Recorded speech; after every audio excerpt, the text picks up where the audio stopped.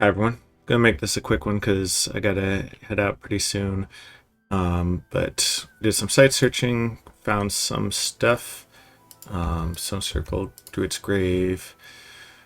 A couple globals went up. We'll see those soon. So this one, Lentia had Gift of Health, Ethergate, Augury, Caverns, blah blah blah. This one was kind of funny. So Ulm put up Riches from Beneath. It turns out that there's a bug, which they're frustrated about, but I mean, they have 2/3 of a global list in a 60-player game, so I'm not going to cry too many tears for them. In any case, Riches from Beneath gives you 4% income bonus per candle, max 5. It turns out that the max 5 also applies to other globals that you have. That's a bug. And so now they inadvertently kept Gift of Nature's Bounty at max 5. So whoops, don't do that. Voice of Absu. Alright, here, cleared off some knights for my partner. Arum was stormed, so this is the end of Arum. But these guys are all on retreat. That was... In any case, here's these red worms, and they're pretty cool. They're vulnerable to fire and they're getting shot by fire, but it doesn't matter because there's enough of them to just overwhelm the archers.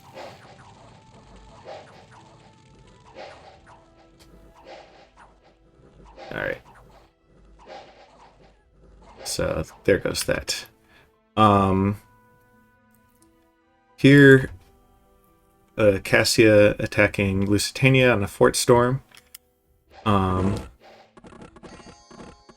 No magic on the Cassia side, just some regular troops.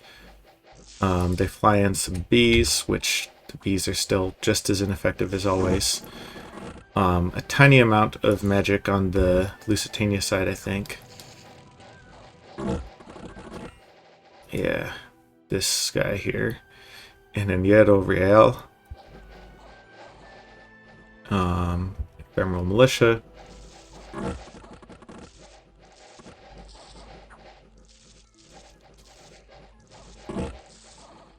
Alright, so this Senhor here, like these guys are the only ones hanging in there for Lusitania. But they are tough enough to beat up a Ephemeral Militia pretty effectively. It's like the other Lusitanian troops were actually holding them back, which implies that Lusitania should have broken siege with these guys. Maybe thug them out some more. And the Cassia, the bee people actually get scared off.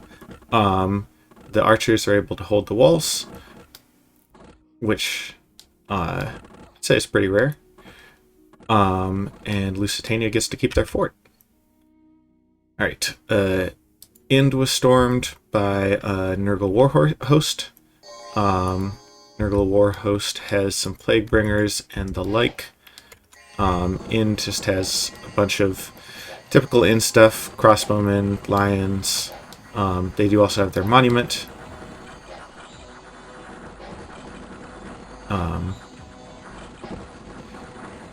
These guys... oh, the skull spam is what's being banished. That's coming from this Exalted Chaos Sorcerer over here.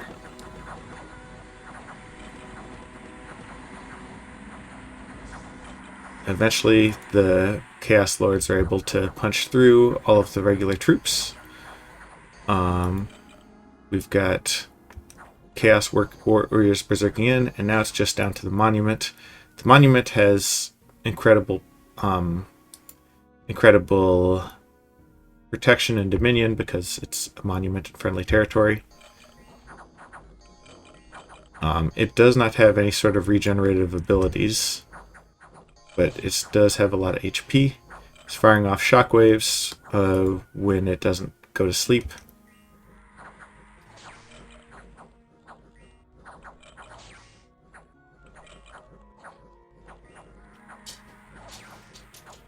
And now it's still got 350 HP.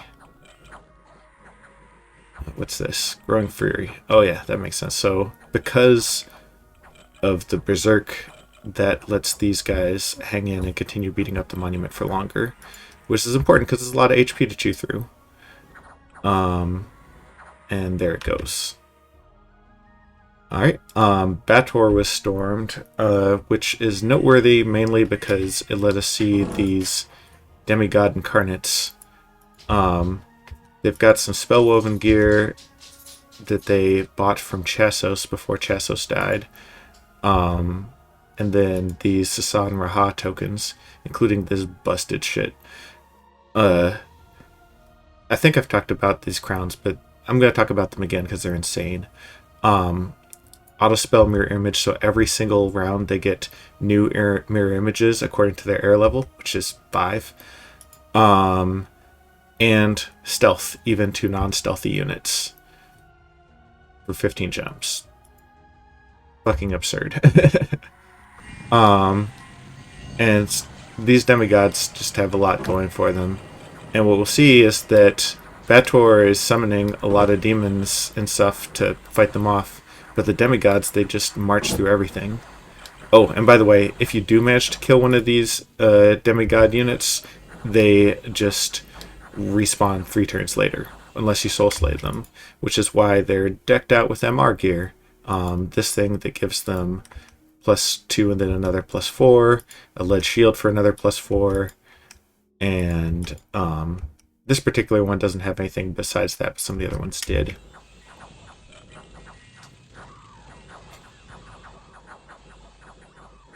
And so there they go.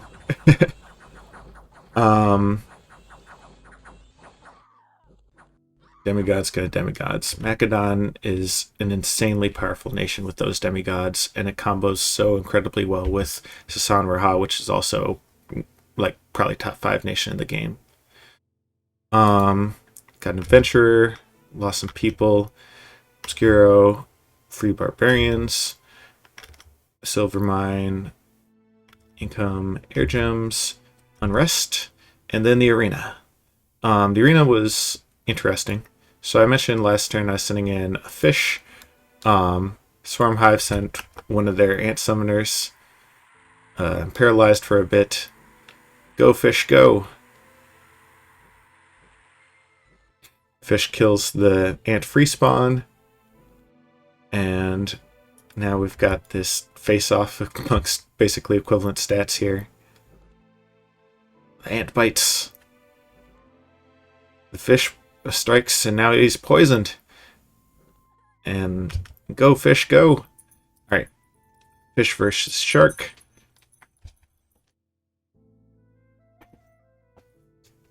Sorry, I had to deal with my dog there. Oh.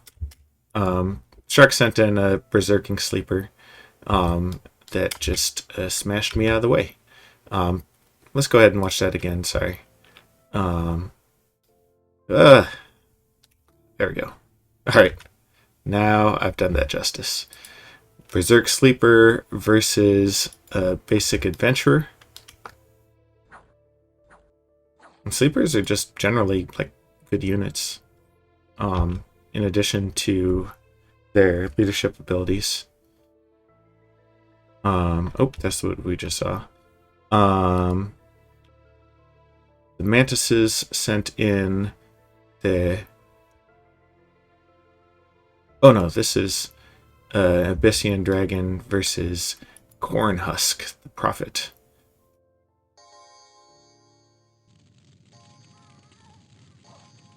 And Cornhusk is able to do that Blood of the Infidels spell. Alright. Berserk Sleeper versus Nekahara sent in this Tomb Prince with Immortality. Sleeper just smacked the hell out of it. Which leads to showdown between Berserk Sleeper and Cornhusk. Let's go ahead and take a deeper look at Cornhusk. Cornhusk is actually geared out for this arena. Armor of the Dawn, 31 total protection from the Iron Skin, as well as a Mind Whip was an interesting choice. It grants MR, but like Enslave, maybe not so effective in the arena.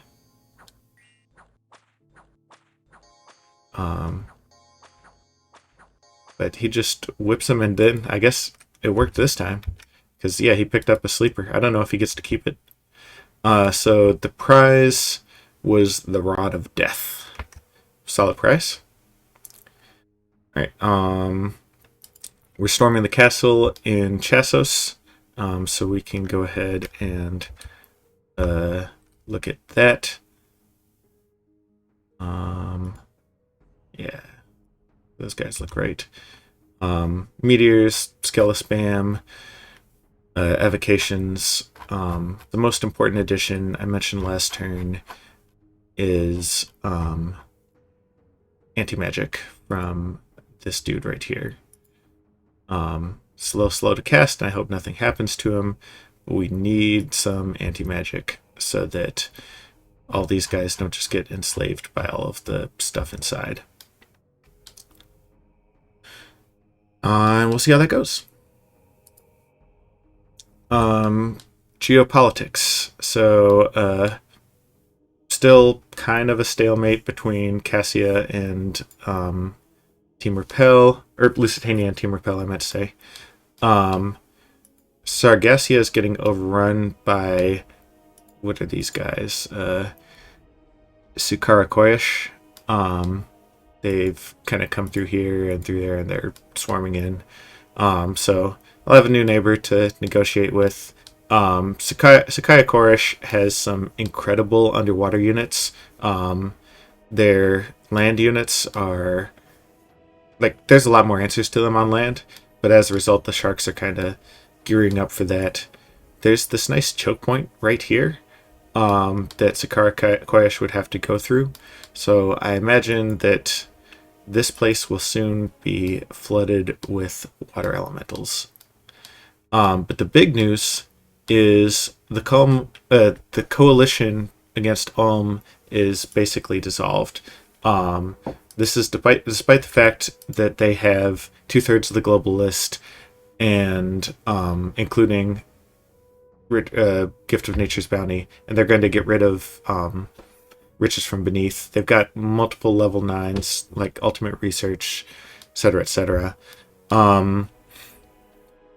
But the reason that the coalition has been dissolved is because the biggest player in the coalition, the Bug team with their demigods and stuff, backed out. They got some type of sweetheart deal from Ulm, and presumably they're going to execute some type of throne rush or something to win before Ulm's economy and research just takes over. And since the biggest player in the coalition and the only one who can really stand up to Ulm got bought off, then Team Asgard is like, well, we can't stand up to Ulm by ourselves. They're probably going to back out. They might not have a choice because Ulm might attack them, or they might just all come in and attack us. And obviously, like, we can't withstand ourselves against that. The big question is, what on earth did Ulm offer the bugs? And my guess is that Ulm offered the bugs a good amount of this land over here so that the bugs can expand to the south and attack us. Which, again, really sucks for us. But what that's going to mean from a practical perspective is I just have to prepare to fight lots of OP bug shit. And we'll see how that goes. So I'll be getting Soul Slay cannons up and running. I do need to actually get... Okay, so... Speaking of which, let's pick up Evocation 6 for that. And then we'll stick with our original plan. Evocation 6 gives us Mind Hunt. So yeah, we're still going to research enchantment because I have a goal to put up Gift of Health. That's part of our long-term plans here. But we're gonna have to figure out something that can stand up to those demigods, and I think that Soulslay cannons is pretty much the best way to like permanently kill them. Unfortunately, Macedon has Ind. Like Nurgle Warhost has it right now, but if they're smart, they'll give it to Macedon, where Macedon will be able to just churn out new demigods because they can promote their basic recruits into them using Ind's promotion site. Which, how much you can do about that? There's like Macedon was already super OP even before that came into play. So we'll see how that goes. Try negotiating with the bug team and see if maybe we can get a non-aggression pact, and maybe they'll go somewhere else, although geographically I'm not seeing it. But it's definitely, things are not looking great for us geopolitically, because the two biggest, most threatening powers by far decided to team up rather than fighting each other, which makes sense from a game theory perspective, but the rest of the world suffers. So yeah, we'll see the ultimate outcome of that in the coming turns. I'll see you then.